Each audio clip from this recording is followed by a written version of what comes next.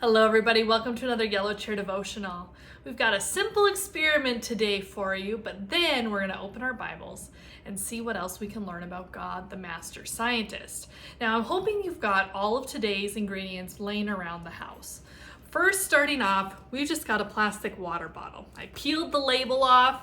We'll recycle it when we're done, but we've just got a simple plastic water bottle because we want to be able to see what's going on the inside. Then I've got some water. And then I got some vegetable oil. This is actually some oil that went bad. So instead of throwing it away and wasting it, I'm gonna use it in this experiment, okay? And then finally, we're gonna use some food coloring. We've done a lot with food coloring. Gotta have some color, don't we? Now here's what we're gonna do. We're gonna make some ocean waves. Have you been to the ocean? Do you like water? Oh, I love water so much. I love lakes and rivers and streams and oceans and everything else in between. So we're going to illustrate this. So what I'm doing is I'm putting 3/4 cup of water in. I spilled a little. So I guess it's a little bit less than 3/4 cup of water into my bottle. Now I'm gonna measure out a cup of oil. 1 cup of oil. I've got 2 oils here in case I don't have enough of this old one to use up. So we're gonna do a cup of oil. Now we've done some experiments before. Yeah, I'm gonna have to add some more of this other one. We've done some experiments before where we have tried or put oil and water together, like when we made our lava lamp. And we know that oil and water, they have a different density. So they aren't going to want to mix. Now I'm using oils that are clearer, okay? I want a clear oil. I don't wanna use an expensive oil like olive oil, which is, a darker gold color, because we wanna be able to see what is going on. Okay, so I've got a cup of oil. Before we add it, let's add 3 drops of blue food coloring. And now we're carefully going to pour our oil in.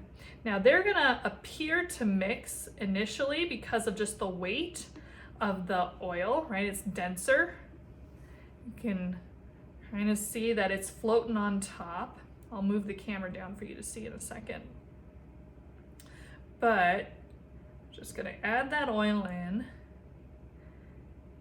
and we need to give it some time to then rest and settle.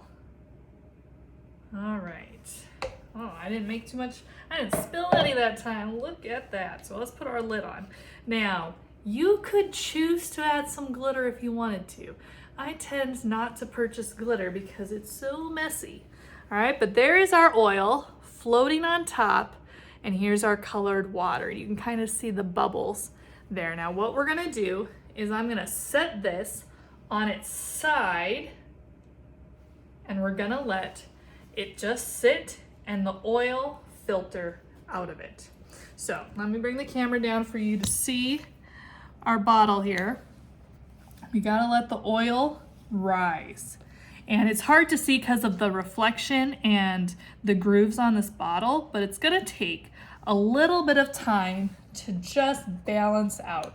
I'm thinking way back to when we first started this series with our density tower, and how we had all of those different liquids and they ended up stacking on top of each other, and we learned about the Tower of Babel, didn't we? Well, today we're gonna simulate some ocean waves. So we're headed to the book of Acts, New Testament book of Acts, and we're gonna read about a shipwreck. Whew, wouldn't that be terrifying? Now the Apostle Paul, he is a champion for Jesus, right? He is telling everybody far and wide about Jesus. And he can't help but share, Jesus has changed my life. Because remember, Paul used to be Saul, and he was persecuting the followers of Jesus. He did not believe in Jesus until he had an encounter on the road to Damascus.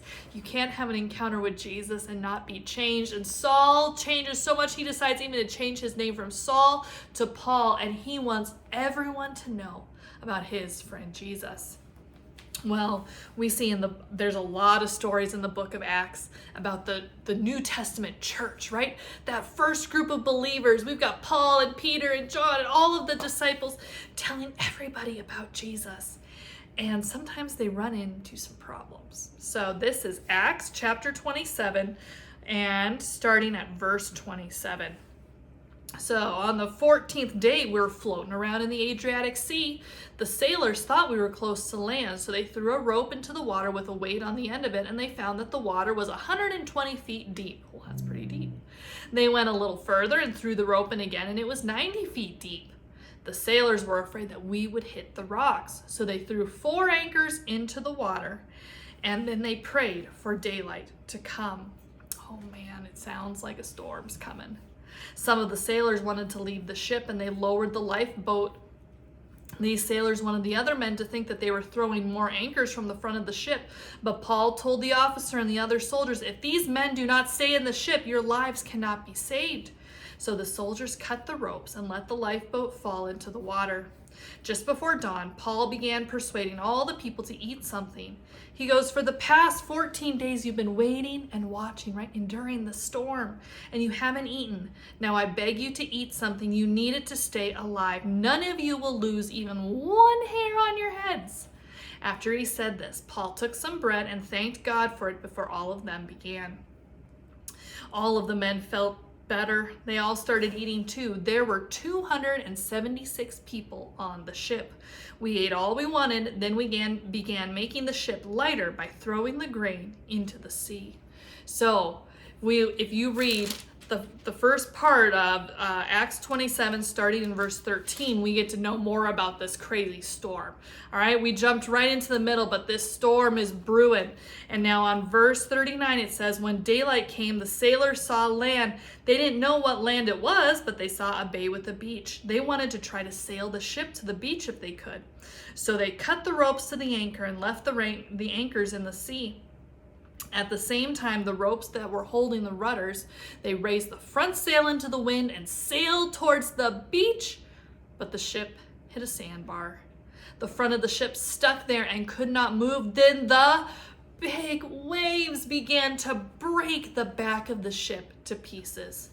The soldiers decided to kill the prisoners on board so that none of them could swim away and escape. But Julius, the officer, wanted to let Paul live. He did not allow the soldiers to kill the prisoners.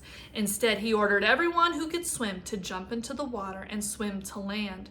The rest used wooden boards or pieces of the ship, and this is how the people made it safely to land.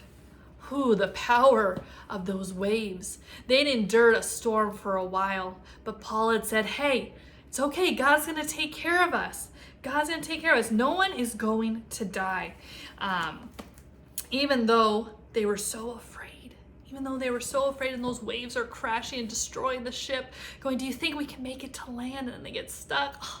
It's just a crazy story. If you continue reading in chapter 28, the men arrive safe on an island called Malta, and something else pretty crazy happens in the life of Paul. But we see here the power of waves. So now our oil has separated out. Do you see it floating on top there? So let's see if we can make some waves. So I'm going to go back and forth and look at what the blue water is doing underneath. Do you see those waves? Look at the blue.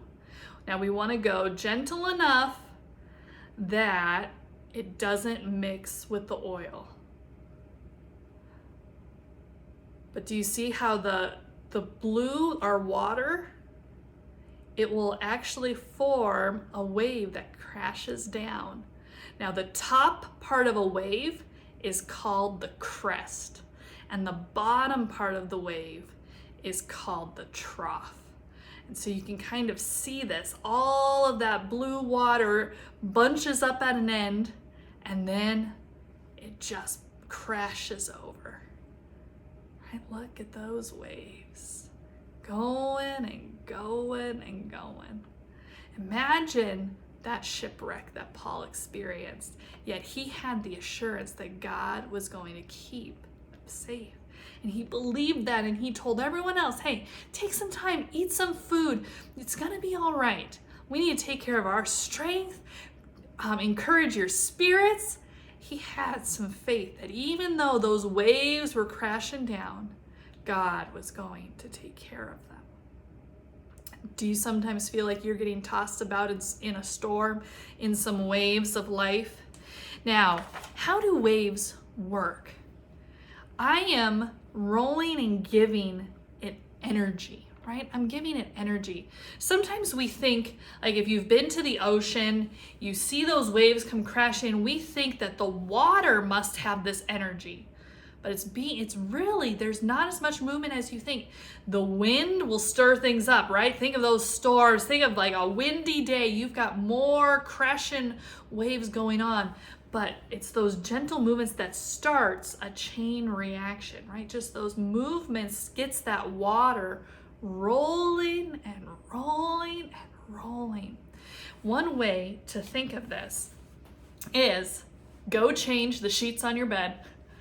Right? If you and a sibling, a friend, a parent, right? If you are holding that sheet tight, right, to put it on your bed, and one of you just goes like this, what happens? Goes do, right? Across the fabric it goes.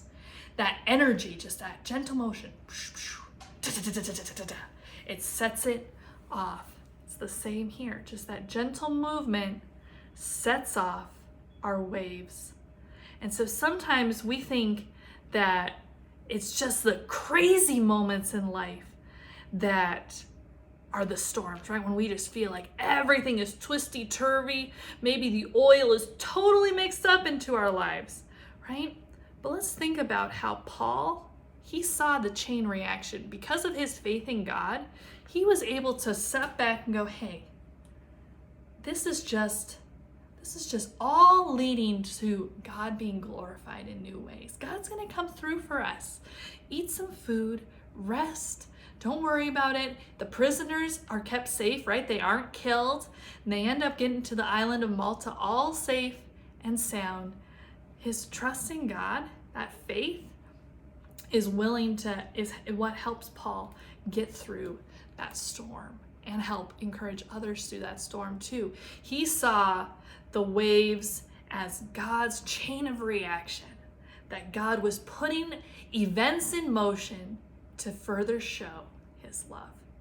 And so the next time where maybe you feel like there's some waves happening in your life, turn to God and go, how are you using these?